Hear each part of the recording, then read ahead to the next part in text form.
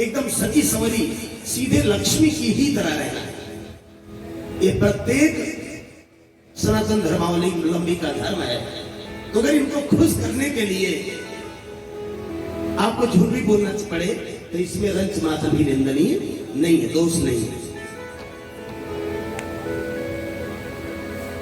अभी आप कहीं से बाहर से आए और घर में सारी चीजें, कपड़ा उधर, चप्पल उधर, जूता उधर, बर्तन उधर पड़ा मिले महाराज, तो समझ लेना वो घर बिल्कुल अशुभ है। उसमें समझ लेना कि असुर रहते हैं, इंसान रहते ही नहीं।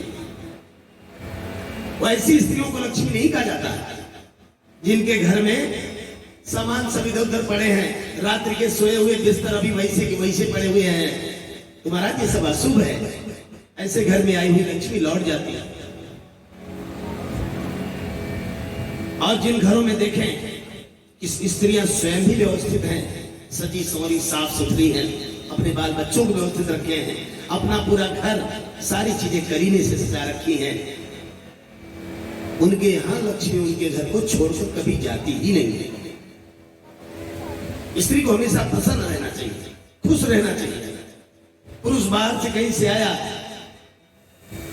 और देख रहे हैं कि ये मुंह बनाए खड़ी है, इतना दुखी है, इतना कष्ट में है, क्लेश में है, जैसे लगता है कि सारा संसार इनके ऊपर दुख डाल दिया। ये अशुभ होता है। इसलिए हे राजन, स्त्रियों को प्रसन्न करने के लिए अगर एक बार आपको झूठ भी बोलना पड़े तो इसमें रंच मात्र भी निंदनीय नहीं है, दोष नहीं है। नर्म, नर्म ने हास परिहास में, हंसी मजाक में अगर आप झूठ बोल दे रहे हैं तो उसमें भी दोष नहीं होता है। विवाहे, विवाहे अर्थात किसी गरीब कन्या का विवाह अगर आपके जरा सा झूठ बोलने पर भी हो जाता है तो महाराज आपको झूठ बोल देना चाहिए, इसमें कभी भी दोष नहीं लगता है। लेकिन अब इतना झूठ नहीं बोलना है कि हो कुछ और आप बता दें कुछ। सामान्य तरीके से अगर आपके असत्य बोलने से किसी कन्या का विवाह हो जाए तो बोल देना चाहिए। वृत्त्यर्थे, अगर किसी की रोजी रोटी का सवाल हो या आपकी रोजी रोटी लग सकती हो जरा सा कुछ झूठ बोल देने से, तो झूठ बोलना बुराई नहीं है। प्राण संकटे, प्राण के ऊपर संकट आया हो और अगर आपके झूठ बोलने से प्राण रक्षा हो जाती है तब वहां भी झूठ बोलना पाप नहीं है। गो ब्राह्मणार्थे हिंसाया, गौ और ब्राह्मण की हिंसा होने वाली हो और आपके झूठ बोल देने से गौ और ब्राह्मण की हिंसा टल जाए तो यहां भी हे राजा बलि झूठ बोलना पाप नहीं है। गो ब्राह्मणार्थे हिंसायाम नानतम स्यात् विगुप्सितम, इन स्थानों पर अन्यथा झूठ बोलना पाप नहीं होता है। अब तो जब ये बात बताई तो राजा बल ने दो टूक जवाब दिया, हे गुरुदेव, न ह्य सत्यात् परो धर्मो इति होवाच भूरियम।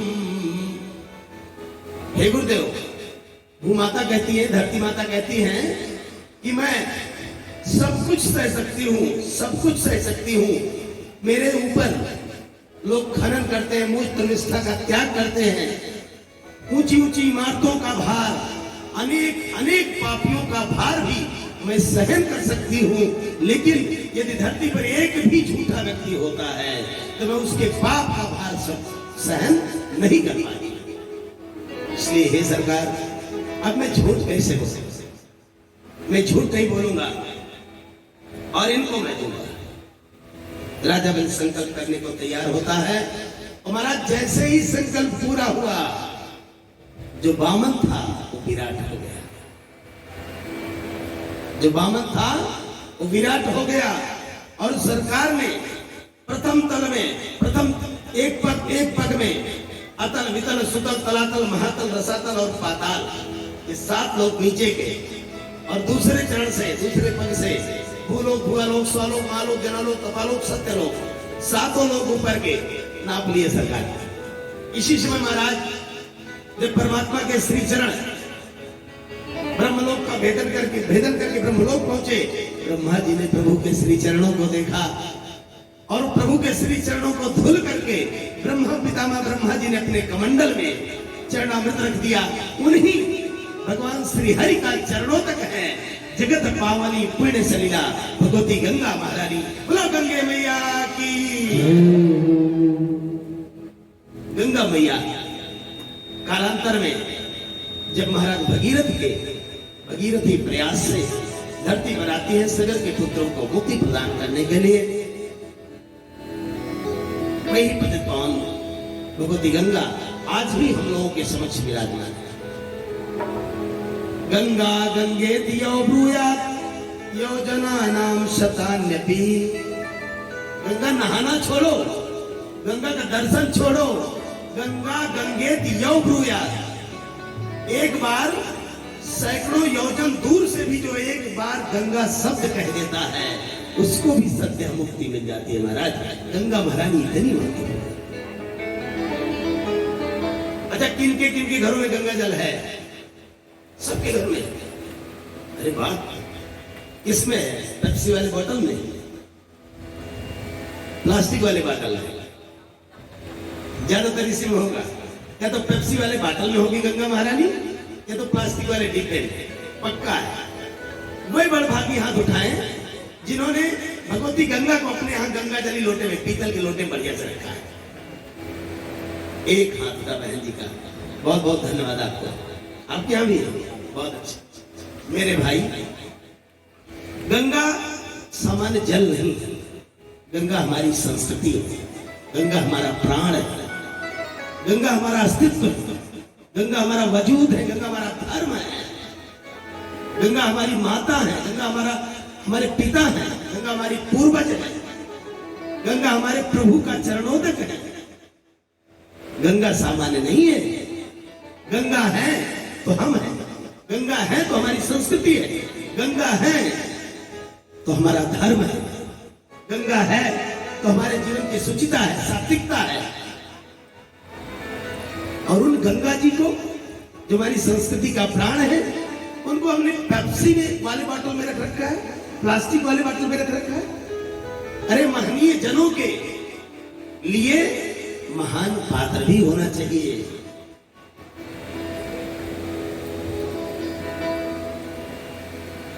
सिंगनी का दूध लोहे के पात्र में नहीं निकाला जाता महाराज। सिंगनी का दूध निकालने के लिए सोने का पात्र होना चाहिए। गौ माता का दूध एल्युमिनियम के बर्तन में नहीं निकाला जाता, लेकिन अब तो एल्युमिनियम का ही बर्तन हर जगह है। एल्युमिनियम के बर्तन में गौ माता का दूध नहीं निकाला जाता, गौ माता का अपमान है वो। गौ माता का दूध निकालने के लिए धातु का पात्र होना चाहिए। और महाराज जब से एल्युमिनियम आया है, हम लोगों को खूब याद है, बचपन में घर में एक आध बर्तन एल्युमिनियम का होता भी था, जस्ते का। तो अगर कोई बरदिखा आना होता था तो उन बर्तनों को छिपा दिया जाता था, नहीं तो जिनके घर में एल्युमिनियम के बर्तन देख लेते थे बुजुर्ग लोग, लौट जाते थे, उनके यहाँ शादी नहीं करते थे। इतनी समृद्धि थी हमारे यहाँ। और हम पढ़े लिखे हुए तो पागल बन गए। जस्ते को इजाद किया था सबसे पहले कलकत्ता की जेल में 1894 में अंग्रेजों ने।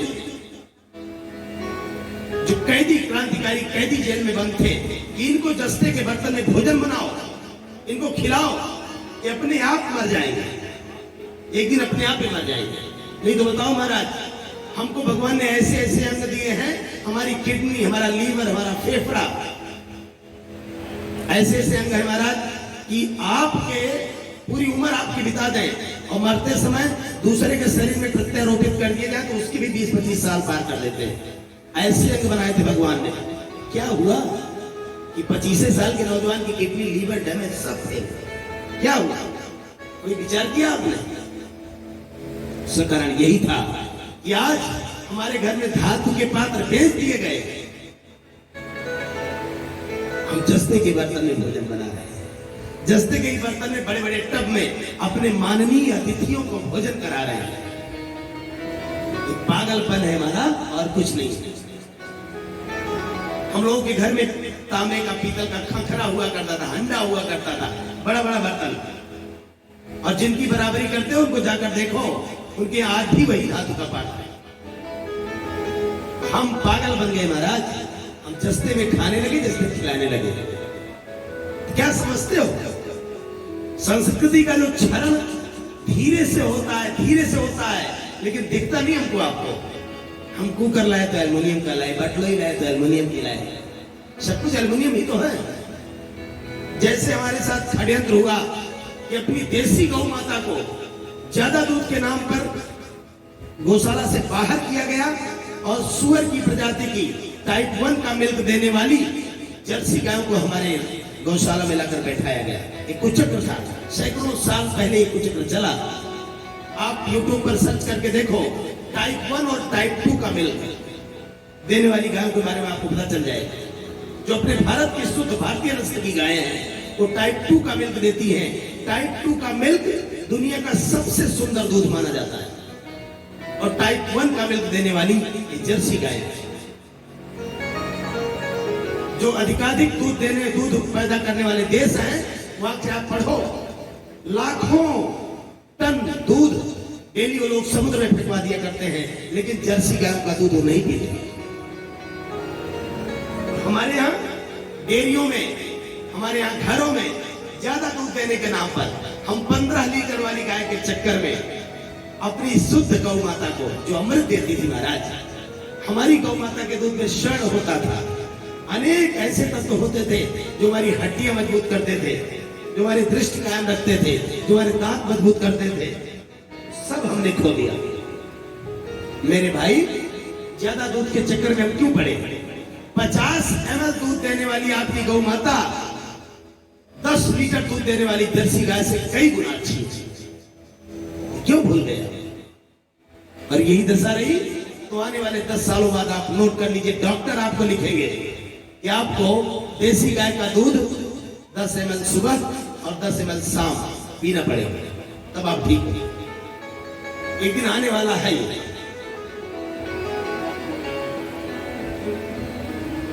ठीक इसी प्रकार हमने भी गलती किया, हमारी संस्कृति धीरे धीरे क्षरण होता रहा हमारी संस्कृति का, और हम देखते रहे।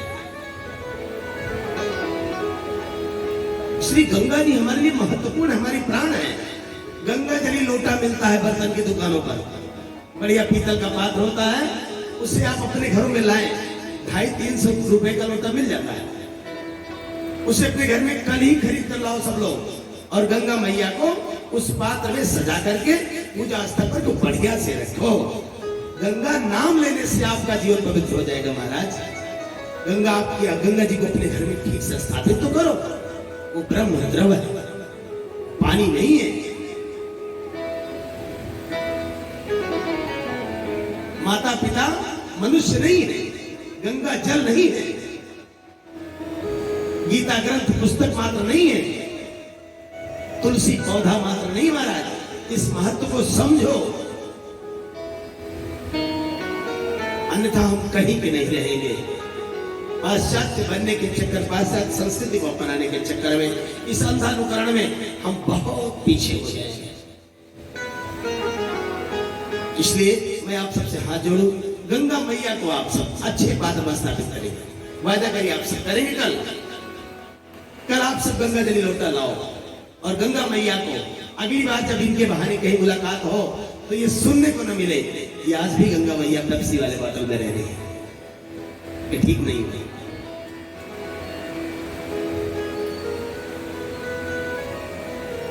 अब इधर प्रभु के चरण बढ़े, 7 लोग ऊपर के 7 लोग नीचे के सरकार ने नाप लिए। अब तो महाराज तीसरा पद क्या करें?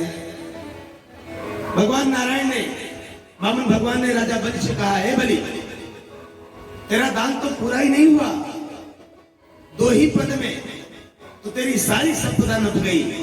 अब बता तीसरा पद कहां है? तीसरा पद मुझे कहां देगा? राजा बलि मौन रहा।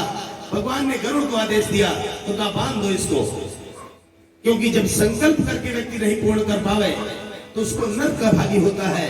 हे राजा बलि, अब तुझे नर्क जाना पड़ेगा। अब तो महाराज जब बलि बांध दिया गया तो बलि के जो समर्थक दैत्य थे भगवान को मारने के लिए दौड़े। राजा बलि ने उनको मना किया, ना भाई रुक जाओ, देखो हमारे गुरुजी भी हमसे नाराज हैं और अब मेरे दिन अच्छे नहीं चल रहे। तो जब अच्छे दिन न चल रहे हो तो जानबूझकर कोई फसाद करना ठीक नहीं है।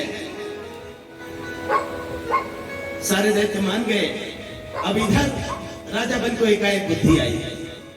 उसने कहा, हे सरकार, ये बात बताओ, प्रभु धन बड़ा होता है कि धनवान बड़ा होता है? भगवान ने कहा, नहीं नहीं, धनवान बड़ा होता है। तो राजा बलि ने हाथ जोड़ करके कहा, हे दीनानाथ, अभी तो 2 पद में आप मेरे धन को ही तो नापा है। सरकार, मेरे धन को ही तो लिया है अभी आपने 2 पद में। ये धनवान को कब अपनाओगे सरकार? इस धनवान को कब अपनाओगे? धनवान तो आपके सामने ही खड़ा है। हे सरकार, पदम तृतीयम कुरु शीर्ष में निजम। हे दीनानाथ, तीसरा पग इस सिर पर रख दो और इस धनवान को अपना लो। राजा बलि की मति पवित्र हो गई। अब देखो ध्यान से, इस कथा का मतलब समझो। हमारी जो संपदा है, हमारी जो शक्ति है, उसका कर्ता धर्ता हमेशा स्वयं को मानते हैं, और यही बात भगवान को कतई स्वीकार नहीं।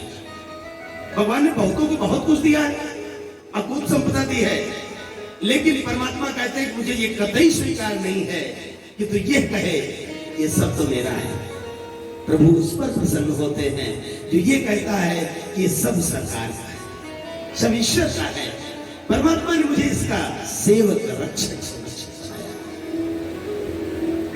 और हे बलि, तू जिसके लिए, जिस संपदा के लिए परेशान होता था, देख ले, पूरा संसार देख ले कि त्रैलोक्य की संपदा भी अगर वो चाहे तो कहीं नहीं जाना, वो सब सरकार के चरणों के नीचे हुआ करती है। यही है 3 पग में सृष्टि को नापने का मतलब। भगवान वामन से विराट हो गए, इसका मतलब ये नहीं है कि भगवान ने बेईमानी किया। प्रभु ने प्रकारांतर से भगवान वेदव्यास ने दिखाना चाहा कि हे दुनिया वालों, इस संसार की सारी संपदा, धन, वैभव, यश, कीर्ति, आयु, विद्या, बल, मकान, दुकान, प्रतिष्ठान, सब कुछ सरकार के चरणों के नीचे हुआ करता है। अगर तू सरकार के श्री चरणों का ध्यान करता रहे पगले, तो ये सारी संपदा तुझे कभी न किसी से छीननी पड़ेगी, न मांगनी पड़ेगी, न लूटनी पड़ेगी, अपने आप ही तुझे मिल जाएगी।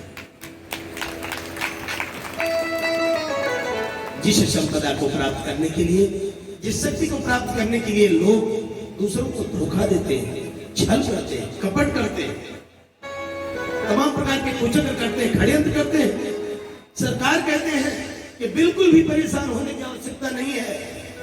ये सारी संपदा परमात्मा के श्री चरणों का वैभव विलास मात्र है।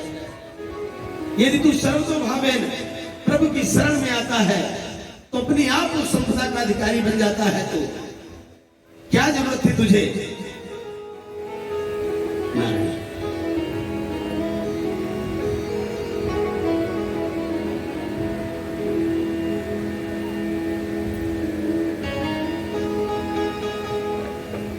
महनीय कार्यों में, यज्ञ में महनीय दिनों का आगमन निसंदेह बहुत शुभ होता है। श्रद्धेय श्री डॉक्टर सूर्य कुमार शुक्ला जी, आप पूर्व पुलिस महानिदेशक उत्तर प्रदेश सरकार रहे। आप भाजपा के सुशासन तथा केंद्र राज्य शासकीय समन्वय के इसमें संयोजक भी हैं। आपका बहुत बहुत स्वागत। परमात्मा ने राजा बलि से कहा कि राजा बलि, तू जिस संपदा को प्राप्त करना चाहता था, देख ले, ये और कुछ भी नहीं है, मेरे श्री चरणों में सारी संपदा निवास करती है।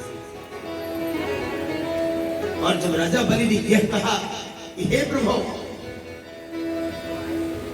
इस धनवान को कब अपनाओगे, परमात्मा ने तीसरा पग राजा बलि के सिर पर रख दिया। और राजा बलि की यह समर्पण देख करके परमात्मा प्रसन्न हो गए, भगवान वामन प्रसन्न हो गए। और उन्होंने राजा बलि से कहा, हे बलि,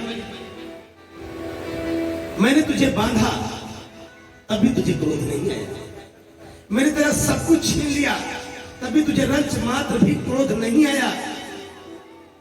इससे मैं बहुत प्रसन्न हूं। हे बलि, मुझसे मांग, तो क्या मांगना चाहता है? राजा बलि ने कहा, सरकार, मैं कुछ नहीं चाहता हूं, आप प्रसन्न हैं, मेरे लिए सबसे बड़ी यही समस्या है। क्योंकि विभे बिना हम निर्यात पदच्युतो न पास बंधात व्यसनात् दुरत्यात्। हे भगवान, ना तो मुझे अपने बांधे जाने का बिल्कुल कोई संकोच है, कोई चिंता है, और ना ही मुझे पदच्युत होने का कोई शौक है। हे सरकार, नैवार्थ कृच्छाद भवतो विनिग्रह असाधुवादात ब्रह्मोत्तुजे यथा। हे भगवान, मैं असाधुवाद से बहुत घबराता हूं। ब्राह्मणों का अपमान हो जाए मेरे द्वारा, इससे मैं हमेशा बचना चाहता हूं। और हे सरकार, आपकी कृपा के श्री चरण मुझे देखने को मिल गए, इससे बड़ा सौभाग्य मेरे लिए और क्या होगा। भगवान नारायण ने राजा बलि को कहा, हे बलि, तू जिस त्रैलोक्य की संपदा चाहता था, जहां मैं तुझे वही त्रैलोक्य की संपदा प्रदान करता हूं। अगले मनवंतर में तू इंद्र बनेगा, लेकिन अगले मनवंतर आने तक मैं तुझे इंद्र जैसे वैभव का ही सुतल लोक प्रदान करता हूं। जब तक तो इंद्र नहीं बनता है, तब तक सुतल लोक का राजा बनेगा तू। राजा बलि ने कहा, सरकार, बड़ी कृपा आपकी, ये सब कुछ मुझे स्वीकार है, लेकिन हे दीनानाथ, अगर मैं सुतल लोक का राजा बनूंगा तो मेरी एक विनती आप स्वीकार कर लें। भगवान ने कहा, बोलो। राजा बलि ने कहा, हे दीनानाथ, मैं चाहता हूं कि सुतल लोक के महल में जितने दरवाजे हैं, प्रत्येक दरवाजे पर जब भी मैं महल से निकलूं, हे दीनानाथ, आपका दर्शन से होता रहे। इतना वादा करो स्वामी, आपका दर्शन मुझे होता रहे। भगवान नारायण ने प्रसन्नता पूर्वक कहा, हे बलि, मांगा तो तुमने बहुत कठिन चीज है, लेकिन मैं तुझे वो भी देता हूं। बंधुओं, हमारा आपका भी फर्ज है। ये शरीर जो है हमारा, यही सुतल लोक है। इसमें अनेक दरवाजे हैं, जिनमें प्रमुख 9 दरवाजे हैं, और हम सबका पहला दायित्व है इन दरवाजों पर सरकार की चौकीदारी लगाना। इन दरवाजों पर सरकार को चौकीदार के रूप में विराजमान कर दें, अर्थात हम अपने जीवन की प्रत्येक सांस परमात्मा के श्री चरणों में समर्पित कर दें। हर सांस पर परमात्मा का सुमिरन हो, हर सांस से परमात्मा का ही नाम निकले, ऐसा करने का प्रयास करें। लेकिन महाराज, जब प्रभु हमको संपदा देता है, शक्ति देता है, वैभव देता है, विलास देता है, हम बिल्कुल भूल जाते हैं कि परमात्मा क्या है। जब प्रभु ने यह सुना कि बलि चाहता है तो जिस भी दरवाजे से निकले, इसका मतलब, जिस दरवाजे से निकलने का मतलब क्या है? गरुड़ पुराण आप पढ़े हो तो जीव के इस शरीर रूपी सुतल लोक के महल से जीव के निकलने के 9 दरवाजे हैं। जो पुण्यात्मा है उनके प्राण ऊर्ध्व द्वार से निकलते हैं, और जो पापात्मा है उनके प्राण अधो द्वार से निकलते हैं। और महाराज, इन 9 द्वारों से ही निकलने पर जब भी मैं निकलूं, जब भी ये प्राण निकले, सरकार का नाम हो मेरे। हर दरवाजे पर सरकार मुझे दिखे, हर क्षण भगवान का दर्शन मैं करता रहूं, हर क्षण मेरे मन में प्रभु के श्री चरणों के प्रति प्रीति बनी रहे। यही मांगा था राजा बलि ने। ये नहीं मांगा था कि महाराज जो सुंदर लोक में महल है उसके दरवाजे पर आप वो भाला लिए खड़े रहिएगा चौकीदार के रूप में, ऐसा नहीं है। इसका अर्थ यही है कि जब भी सरकार मेरे प्राण निकले तो हे दीनानाथ, आपके श्री चरणों का ध्यान मेरे मन में हमेशा बना। जब अपने प्रति भवन भगवान ने, भगवान नारायण ने बाली के मन में ये प्रीति देखी तो प्रभु प्रसन्न हो गए। और जैसे ही भगवान ने कहा, हे बलि, मैं तैयार हूं तेरे प्रत्येक द्वार का चौकीदार बनने के लिए। बंधु, मैं भी आपसे हाथ जोड़ू, आज से आप लोग भी तय कर लो कि आपकी सांस सांस का चौकीदार सरकार हो जाए, हर सांस का चौकीदार भगवान हो जाए। कोई ऐसी सांस न निकले जिस पर सरकार का नाम न निकले, परमात्मा का नाम न निकले। प्रयास ऐसा कीजिए। जब परमात्मा ने सहमति जताई तो महाराज तुरंत ही प्रहलाद प्रकट हो गए। प्रहलाद जी प्रसन्न हो गए और प्रसन्न होकर के प्रभु को श्री चरणों को बार बार प्रणाम करने लगे।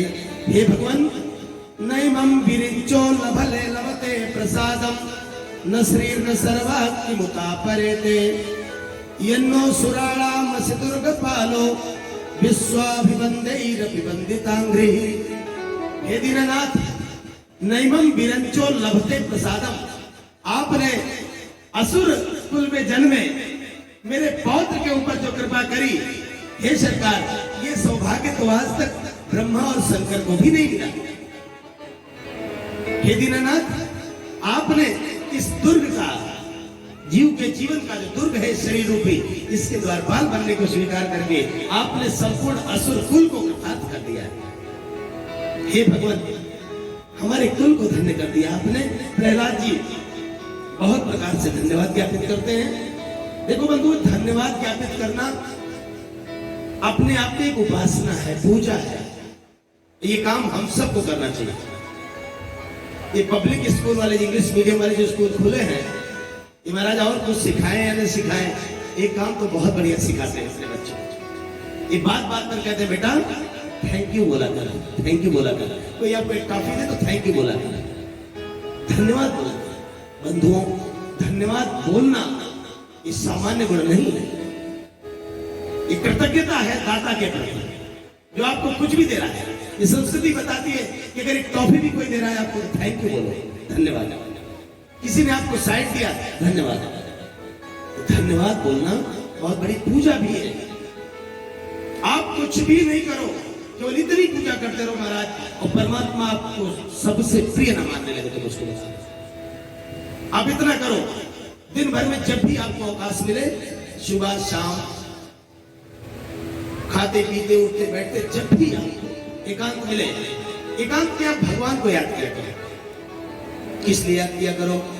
इसलिए याद किया करो कि जैसा भगवान ने आपको बनाया है, जो भगवान ने आपको दिया है, क्या ऐसा सबको दिया है उसने? सबको नहीं दिया महाराज, बहुतों को नहीं दिया। बहुतों को आज भी दो दिन की रोटी नसीब नहीं होती। जो आप पहनते हो, बहुतों को सोचना भी संभव नहीं है।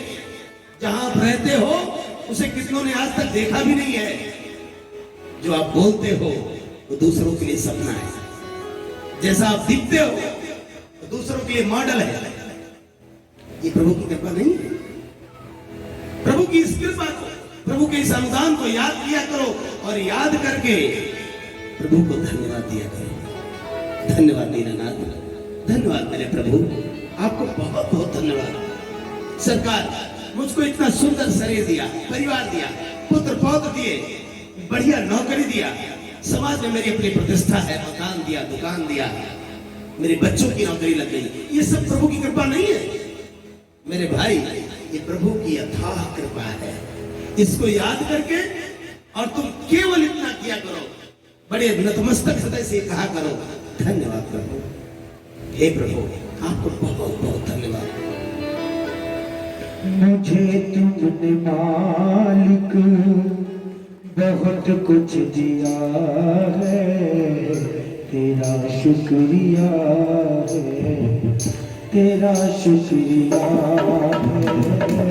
मुझे तुमने मालिक बहुत कुछ दिया है, मुझे तुमने मालिक बहुत कुछ दिया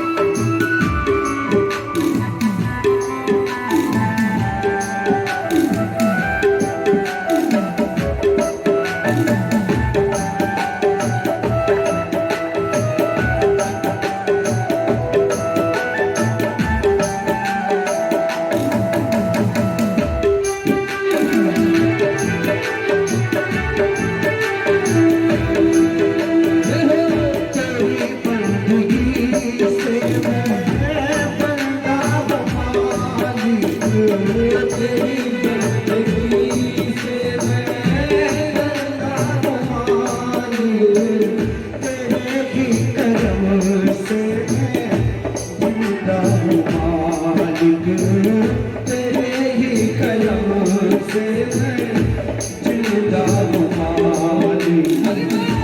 तुमने तजीने के काबिल किया है, तुमने तजीने के काबिल किया है, तेरा शुक्रिया है, तेरा शुक्रिया है, तेरा शुक्रिया है, तेरा शुक्रिया है। मुझे तुमने बहुत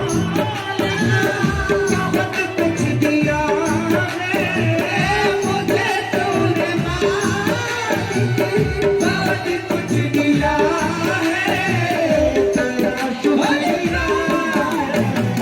तेरा शुक्रिया है, तेरा शुक्रिया है, तेरा शुक्रिया है, तेरा शुक्रिया है, तेरा शुक्रिया। बोले वृंदावन बिहारी लाल की जय हो। धन्यवाद कहना बहुत बड़ी पूजा है, कृतज्ञता है।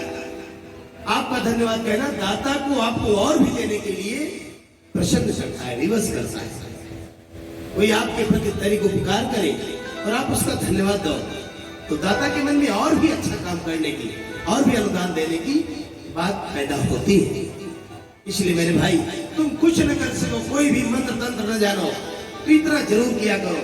परमात्मा ने जो कृपा की है आपके ऊपर, इसके बदले में उसे धन्यवाद जरूर दिया करो। परमात्मा प्रसन्न हो गए भक्तराज प्रहलाद जी के की प्रार्थना से।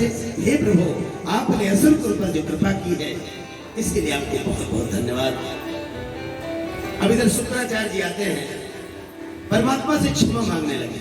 प्रभु, मेरे अपराध को क्षमा कर दीजिएगा। भगवान ने कहा, अरे गुरुवर, आपने कौन सा अपराध किया है? अरे बाप, जाओ और 100वें यज्ञ को पूर्ण करने का उपक्रम करो।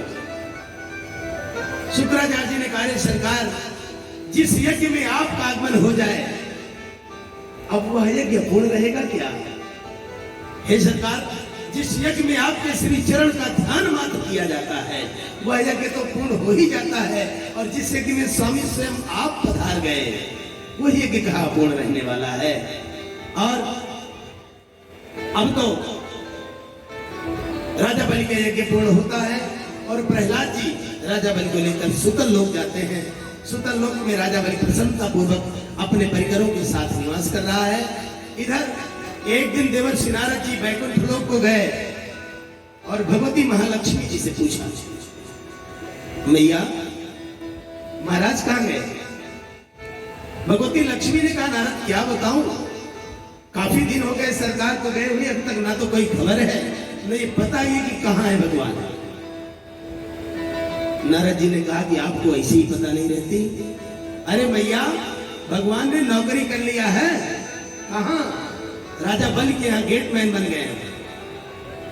राजा बलि के यहाँ? हाँ। अब तो तुम एक काम करो, तुम ही चाहो तो नहीं वापस ला सकती हो। नहीं, वापस नहीं आएंगे। कैसे? श्रावणी पूर्णिमा को बहने अपने भाई की कलाई में राखी बांधती। देवी, तुम भी जाओ और राजा बलि को राखी बांधो। जब भाई अपनी बहनों को उपहार देता है, राजा बलि भी तुमसे पूछेगा कि बहन मांगो, क्या मांगना चाहती हो, तो तुम भी उसी गेटमैन को मांग लेना। और बंधुओं, भगवती महालक्ष्मी जाती है, राजा बलि को राखी बांधती है। राजा बलि ने कहा, बहन मांगो, दक्षिणा में क्या चाहती हो? भगवती महालक्ष्मी ने कहा कि हे भैया, ये जो तुम्हारा दरबान है ना, यही चाहिए। राजा बलि ने कहा, मैया, हे भगवती, मांग तो तुम रही हो मेरे प्राण को ही। लेकिन राजा बलि जानता था कि साक्षात रमा है, भवानी है, आदि शक्ति है। परमात्मा को विदा करता है राजा बलि। येन बद्धो बलि राजा दानवेन्द्रो महाबलः तेन त्वां प्रतिबध्नामि रक्षे माचल माचल। और तब से महाराज संकल्प जो है, संकल्प सिद्धि का मंत्र बन गया राजा बलि का एक कृत्य। इसमें राजा बलि के कृत्य का वर्णन है कि जिस संकल्प से, जिस बात के वशीभूत होकर के वचन देने कारण राजा बलि वचनबद्ध रहा, हो टीका डिगा नहीं। ठीक है यजमान, ऐसे ही तुमने अभी भी जो संकल्प किया है उस संकल्प से कभी भी डिगना मत। अचल बने रहे। भगवती महालक्ष्मी भगवान नारायण को लेकर आती है और महाराज वामन भगवान इंद्र के छोटे भाई बनकर आए थे, इसीलिए इनका दूसरा नाम उपेंद्र ही है। इधर स्वामी सुखदेव जी कहते हैं परीक्षित, ऐसे ही भगवान अपने भक्तों को प्रसन्न करने के लिए, भक्तों को शुभ देने के लिए प्रत्येक मनवंतर में अलग अलग अवतार लिया करते हैं। एक बार की बात है, परीक्षित भगवान ने मत्स्य का अवतार लिया था। परीक्षित ने पूछा महाराज मछली के रूप में क्यों आना पड़ा भगवान का? तब स्वामी सुखदेव जी कहते हैं परीक्षित एक बार की बात है, सत्यव्रत नाम के एक राजा थे। वो प्रतिदिन स्नान करने के पश्चात सूर्य भगवान को अर्घ्य नियम पूर्वक दिया करते थे। देखो भाई, सूर्य और चंद्रमा दो ऐसे प्रत्यक्ष देवता हैं जिनके प्रति हमारा नैष्ठिक दायित्व बनता है, नैतिक दायित्व बनता है। कितने लोग सूर्य को अर्घ्य देते हैं? अच्छा, बहुत लोग सूर्य को अर्घ्य देते हैं। सूर्य को अर्घ्य देना इसलिए जरूरी महाराज, 2 बल्ब और 1 पंखा जलाने का बिल कितना आता है? बहुत आता है महीने में। केवल इतना जलाओ तब। और ये बल्ब इतना बड़ा बल्ब जो जलता है तो संसार का कोना कोना, और महाराज नियम से 1 सेकंड न आगे न 1 सेकंड पीछे, ऐसे सूर्य देवता जो प्रत्यक्ष देवता है, जो सारे संसार को समान रूप से प्रकाश दिया करते हैं, इनके प्रति हमारा दायित्व है। क्योंकि अपनी संस्कृति देने की संस्कृति रही है, अपनी संस्कृति देने वाले के प्रति कृतज्ञता ज्ञापित करने की संस्कृति रही है। इसलिए हमको चाहिए कि हम भी, हे सूर्य नारायण, इस संसार से ऊष्मा ग्रहण करते हो आप, सागर से, जल से, और हे दीननाथ मेरे पास सागर भर जल तो नहीं है, लेकिन आप चूंकि संसार को प्रकाश देने का कार्य जल से ही करते हो, इसलिए मेरी ओर से भी एक अंजलि जल आपके उस महान कार्य के लिए समर्पित है। ये है इसमें हम कृतज्ञ बने, हमारी देने की वृत्ति बढ़े। समाज में जहां भी अच्छे कार्य हो रहे हो, जहां भी श्रेष्ठ कार्य हो रहे हो, वहां पर मतिम धर्मे गतिम शुभाम, धर्म में हमको अपनी मति लगानी चाहिए, और जहां शुभ हो रहा हो उस ओर हमारी गति होनी चाहिए। ये प्रयास हमको हमेशा करना चाहिए। सूर्य नारायण पूरे संसार को देते हैं, इसलिए हम भी उनको देते हैं कि हे दीननाथ हमारी ओर से भी आपको एक अंजलि जल समर्पित, इसे स्वीकार करें। ये कृतज्ञता है। कृतज्ञता बंधु दैवीय गुण है। अब सूर्य भगवान को अर्घ्य दे रहे थे, इतने में क्या हुआ, जैसे ही अंजलि में जल लिया राजा सत्यव्रत ने, देखते हैं कि उसमें एक मछली प्रकट हो गई। मछली को इन्होंने, बड़ी प्यारी मछली थी, अपने कमंडल में रख दिया। तो देखते देखते वो मछली कमंडल से बड़ी हो गई। जो मछली कमंडल से बड़ी हो गई तो इन्होंने बड़े पात्र में रख दिया। फिर क्या देखते हैं कि देखते देखते वो मछली उस बड़े पात्र में भी नहीं आ रही। तो उस मछली को ले जाकर के राजा सत्यव्रत ने एक सरोवर में डाल दिया। देखते देखते वो मत्स्य सरोवर से भी बड़ी हो गई। जब सरोवर से बड़ी हो गई तो राजा सत्यव्रत ने उस मत्स्य को देख करके हाथ जोड़ करके कहा, हे प्रभु आप कौन है? हे मत्स्य नारायण आप कौन है? हमको बताने की कृपा करें, क्योंकि ये महान आश्चर्य मेरी समझ में नहीं आ रहा है। तब मछली दिव्य रूप में प्रकट हो गई और कहने लगी, हे राजन आप बिल्कुल चिंता मत करें, मैं नारायण हूं और तुमको सावधान करने आया। आज के 7वें दिन प्रलय होने वाला है। समुद्र अपनी मर्यादा का उल्लंघन कर देंगे, सारा संसार जलमग्न हो जाएगा। उस समय पृथ्वी नौका का रूप बनाकर आएगी और सप्तर्षि उस पे बैठे रहेंगे। तुम भी जड़ी बूटियों को लेकर उस नौका में बैठ जाएंगे। इसलिए महाराज जो ये औषधियां है ना, ये देव स्वरूप ही है।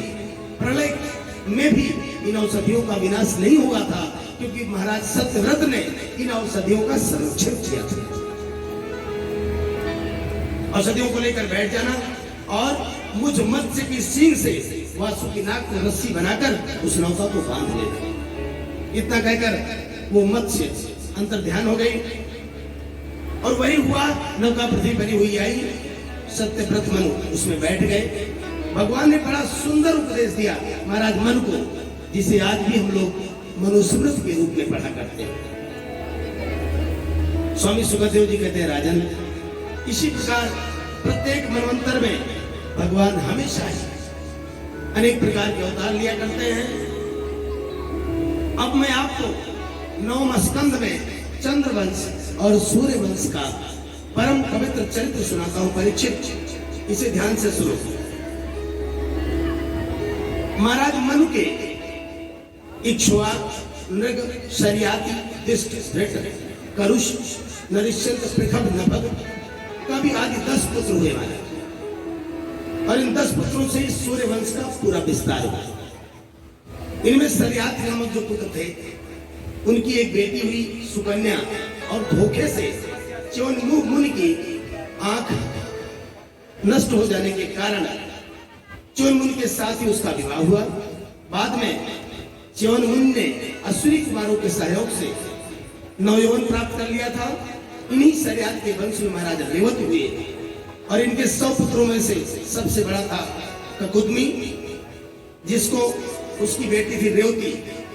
और इन्हीं रेवती का विवाह महाराज बलराम जी के साथ कालांतर में होता है। सुखदेव जी कहते हैं, परीक्षित मनु महाराज के जो दूसरे बेटा थे नभग, उनके आगे बेटा हुए नाभाग, और नाभाग के बेटा हुए परम भागवत श्री अम्बरीश जी महाराज। परम वैष्णव अम्बरीश जी महाराज भगवान के अनन्य भक्त थे।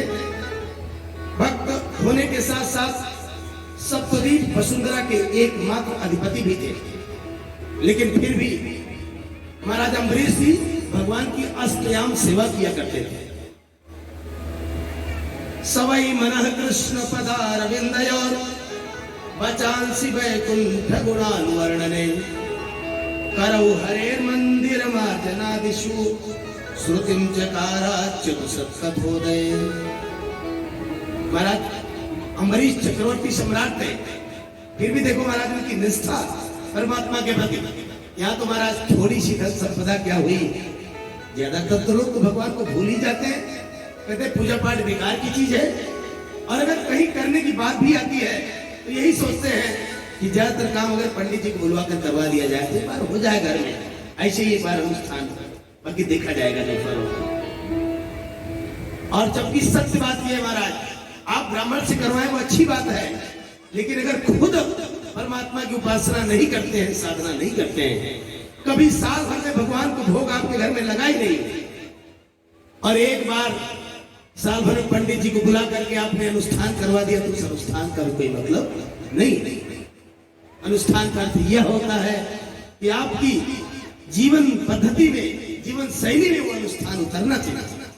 आपके घर में प्रतिदिन भगवान सालिग्राम को भोग लगना चाहिए, देवताओं का पूजन होना चाहिए।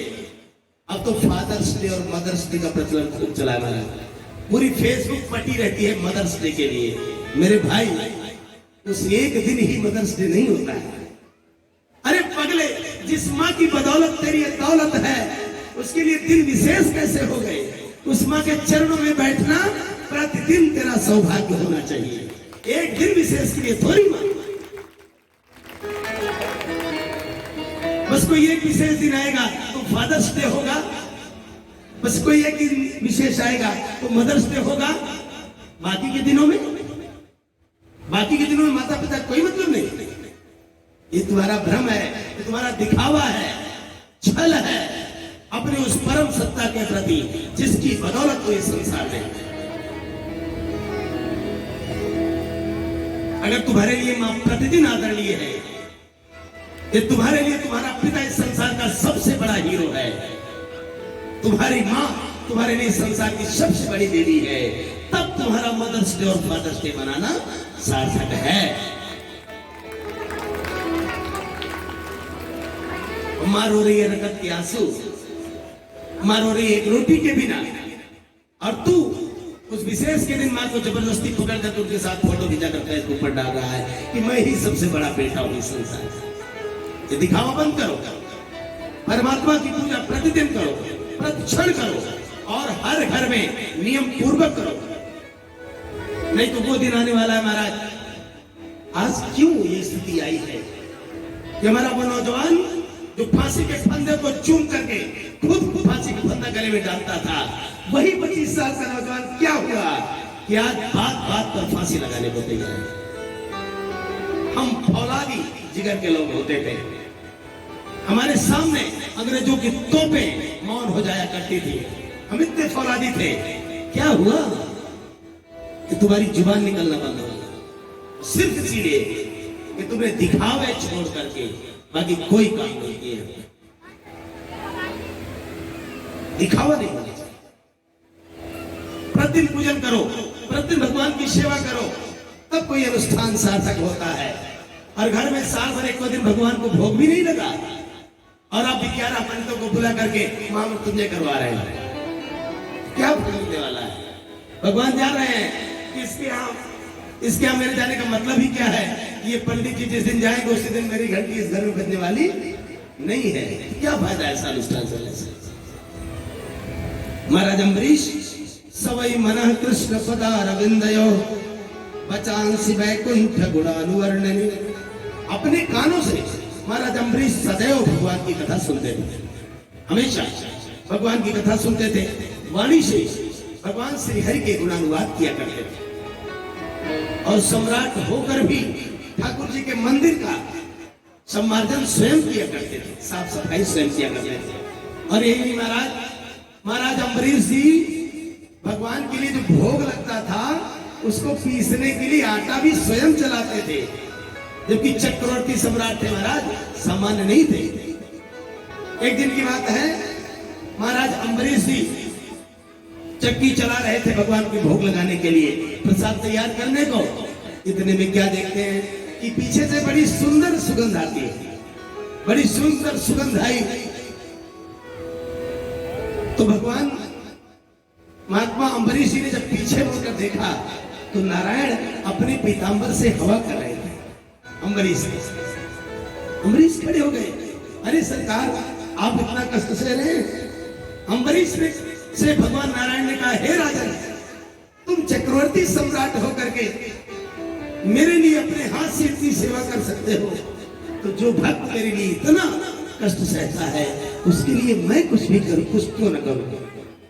और इसीलिए मेरा भी फर्ज बनता है कि मैं तुम्हारी भी सेवा करूं।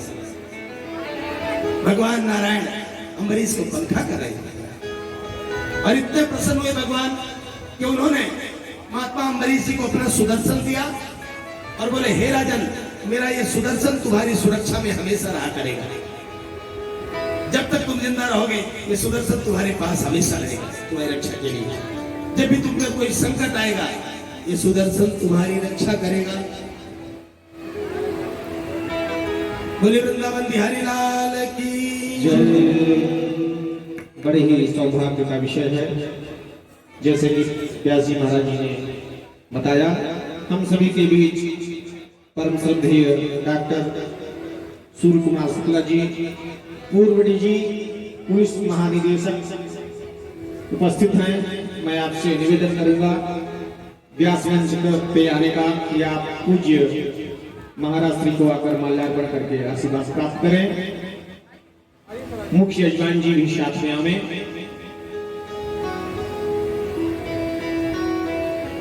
आप भाजपा के सुशासन तथा केंद्र राज्य शासकीय समन्वय विभाग के संयोजक भी हैं।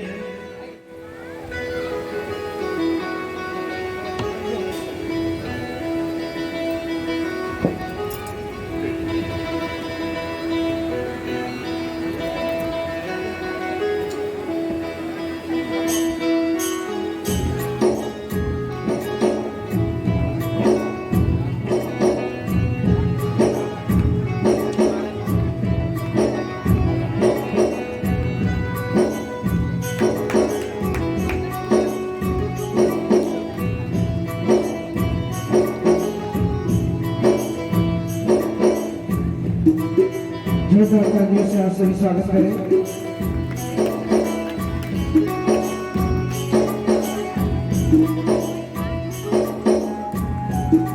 बहुत बहुत धन्यवाद। अब इसी क्रम में परम श्रद्धेय श्री दुर्गेश कुमार तिवारी जी भाजपा विधायक प्रत्याशी पूज्य महाराज श्री से आशीर्वाद प्राप्त करें।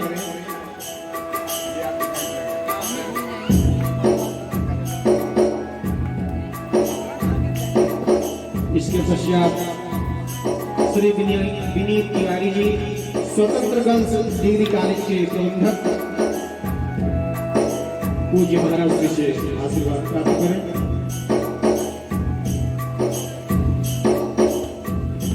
Shri Dharmendra Tiwari ji director News India Daily Times Maharaj Shri से आशीर्वाद प्राप्त करें।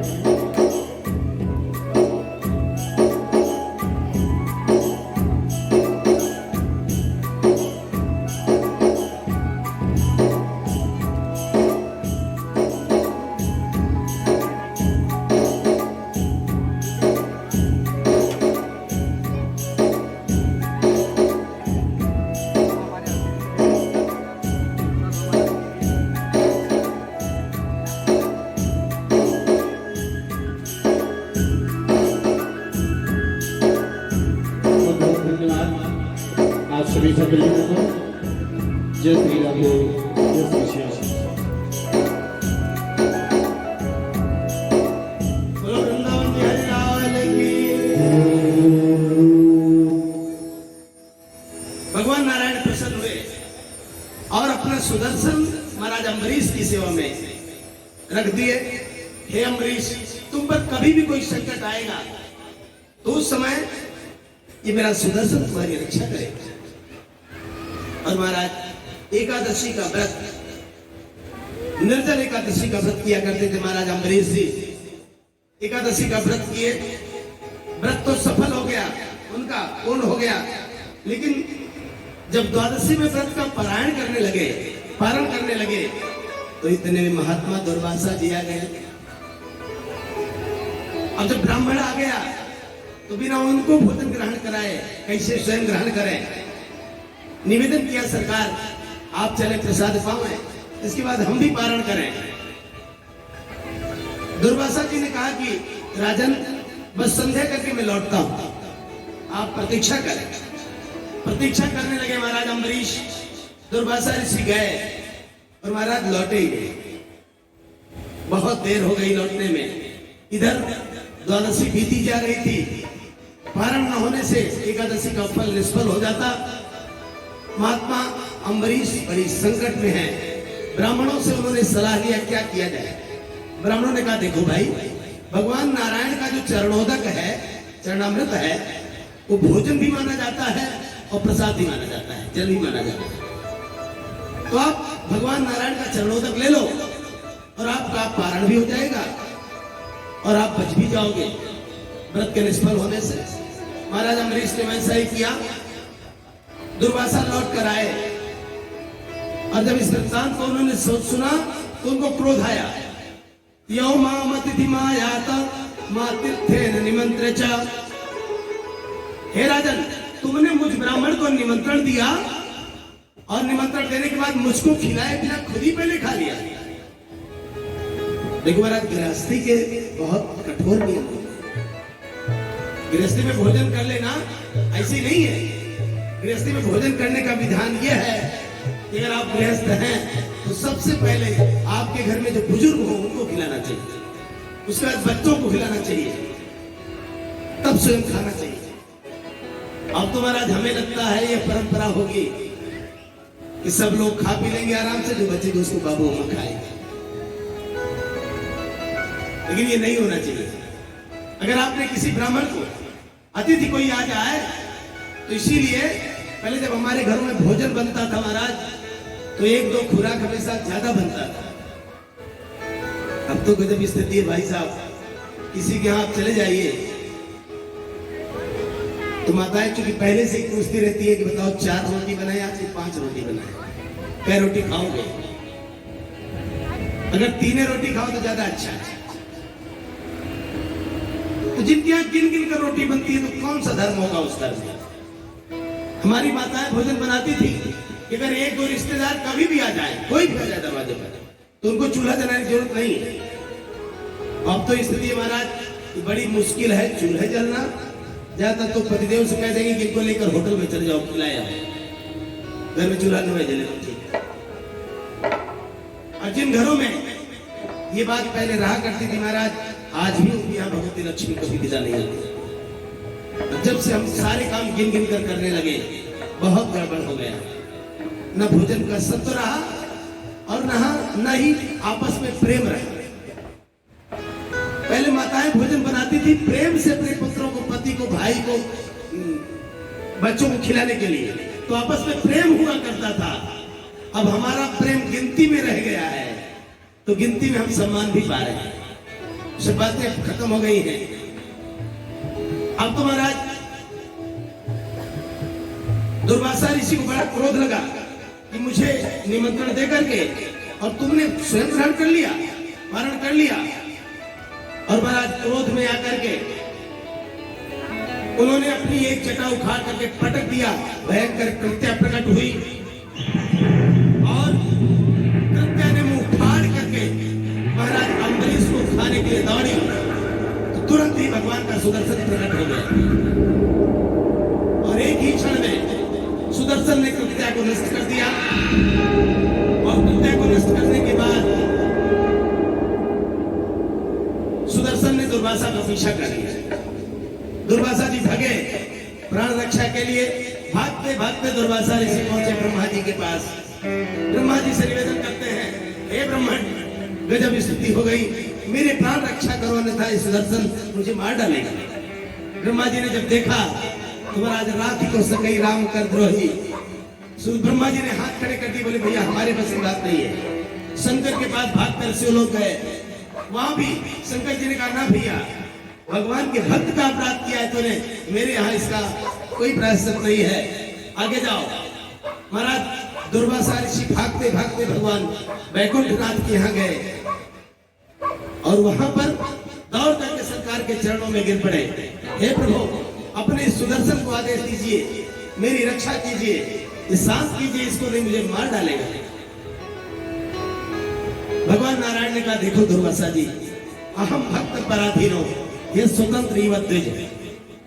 हे राजन, मैं भी अपने भक्तों के पराधीन हूं, मैं तुम्हारी रक्षा नहीं कर सकता। दुर्वासा ने कहा, महाराज क्या मेरी शरणागति निष्फल जाएगी? क्या मेरी शरणागति निष्फल जाएगी? आपका तो वचन है कि जो मेरी शरण में आता है मैं उसकी रक्षा करता हूं। भगवान भोलेनाथ ने, भगवान श्री हरि ने कहा, हे दुर्वासा जी, मेरी आपकी शरणागति मेरे प्रति निष्फल नहीं जाएगी। मैं उपाय बता रहा हूं आपको, आप फिर भाग करके उन्हीं भक्तराज अम्बरीश के पास जाइए जिनका अपराध आपने किया है, तभी आपकी पीड़ा का समाधान होगा। महाराज दुर्वासा जी को भागते भागते 1 वर्ष पूरे बीत गए। दौड़ करके गए, अम्बरीश जी के चरणों को पकड़ लिया दुर्वासा। अम्बरीश जी ने हाथ पकड़े, अरे सरकार, ये कहां से उल्टी गंगा बहा रहे हैं? अरे स्वामी, आप मेरे चरण क्यों पकड़ रहे हैं? महात्मा दुर्वासा जी ने कहा, हे अम्बरीश, और सब कुछ जो होगा सो होगा, पहले इस सुदर्शन को शांत करो। सुदर्शन को शांत होने के लिए अम्बरीश ने सौगंध दिया, हे सुदर्शन, यदि मैंने आज तक पूरी निष्ठा के साथ भगवान की स्तुति की हो, भगवान की पूजा की हो और कभी किसी का भी एक स्वप्न में भी न किया हो, तो हे सुदर्शन, तुम शांत हो जाओ। सुदर्शन शांत होता है और दुर्वासा ऋषि क्षमा मांगते हैं, महाराज अम्बरीश, हे राजन, मेरे अपराध को क्षमा कर। अम्बरीश ने दुर्वासा जी के चरणों को पकड़ के कहा, हे भगवान, आप बिल्कुल ऐसी बात न कहें, प्रभु अपराधी तो मैं हूं आपका, जो आपको निमंत्रण देने के बाद भी अभी तक भोजन नहीं करा सका। हे सरकार, आप चले, प्रसाद ग्रहण करें, तब मैं भी प्रसाद खाऊं। तब तो दुर्वासा ऋषि ने सोचा, अरे अम्बरीश, तुमने अभी तक भोजन नहीं किया? महात्मा अम्बरीश ने कहा, हे भगवान, ब्राह्मण को भोजन देने के बाद अगर मैं भोजन न करा सका तो खुद कैसे भोजन कर सकता हूं? हे सरकार, 1 वर्ष बीत गए अम्बरीश, तुमने अभी तक भोजन ही नहीं किया? नहीं महाराज, अभी मैंने भोजन नहीं किया क्योंकि आपको भोजन करा ही नहीं पाया। दुर्वासा ऋषि जाते हैं, प्रसाद पाते हैं, महाराज अम्बरीश को बहुत बहुत आशीर्वाद देते हैं। इन्हीं के चरित्र, इन्हीं के पवित्र वंश में परीक्षित महाराज युवनाश्य हुए, जिन्होंने ब्रह्मवश अभिमंत्रित जल को पी लिया था। इसलिए युवनाश्य के उदर से ही मानधाता का जन्म हुआ और मानधाता के सत्यव्रत और इनके वंश में ही हरिश्चंद्र हुए। हरिश्चंद्र के रोहित हुए और रोहित के बाहु के सगर नामक पुत्र हुए।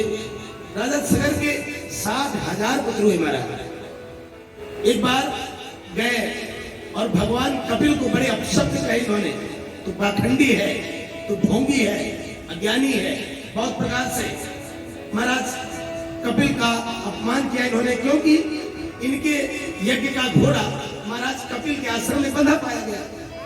सगर के पुत्रों ने सोचा कि कपिल ने मेरे घोड़े को चुराया। भगवान को ही अनेक अपशब्द कहे और भगवान को ही चोर समझ लिया इन लोगों ने। और जैसे ही अनेक अपशब्द कह रहे थे कि कपिल भगवान के नेत्र खुल गए। उनके नेत्र खुलते ही महाराज सगर के 60,000 बेटे तत्काल भस्म।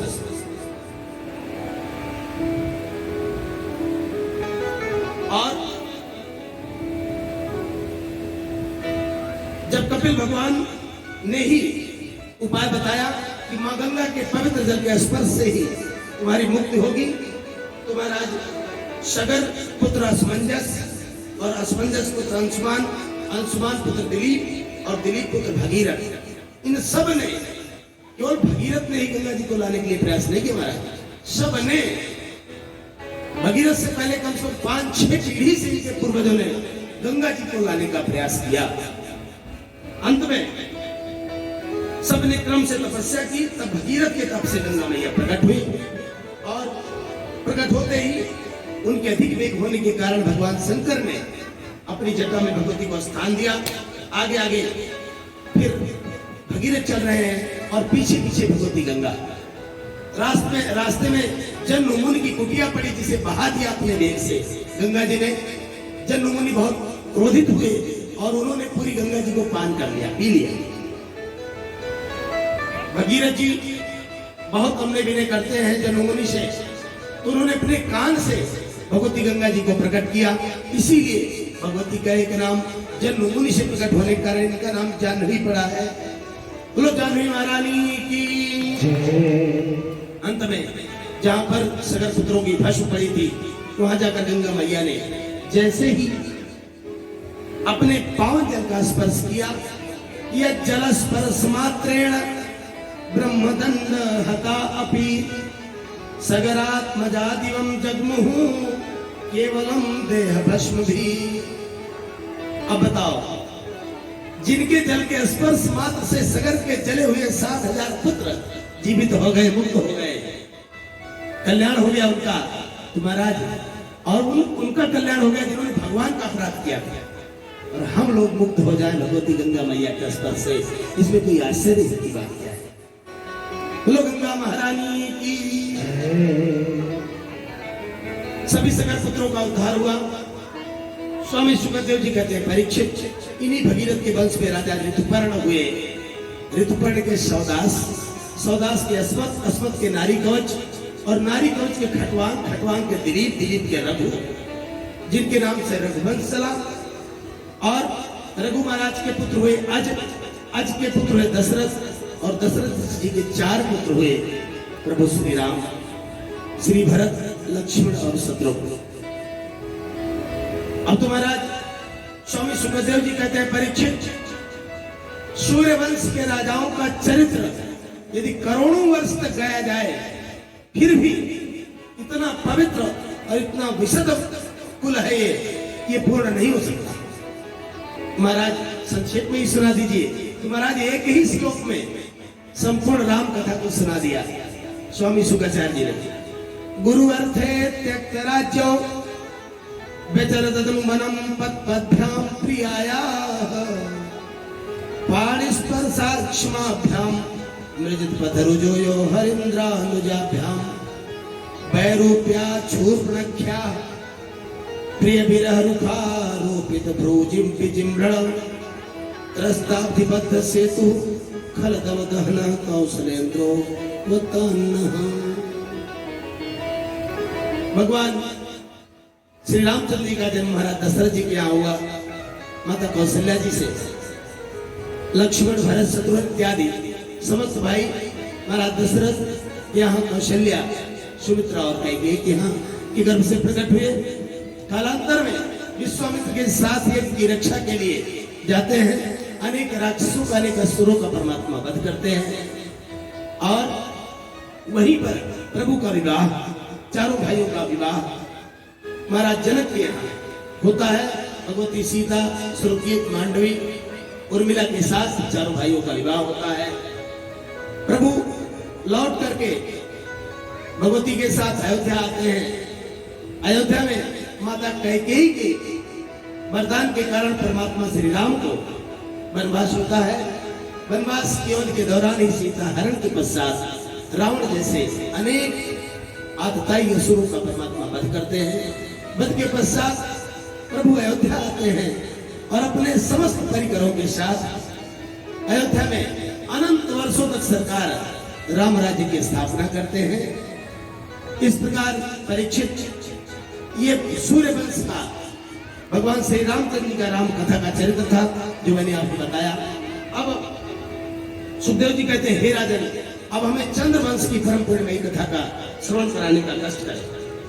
अथाता श्रूयताम राजन वंश सोमस्य पावनः यस्मिन् नैलादयो भूपा कीर्तयन्ते पुण्य कीर्तयः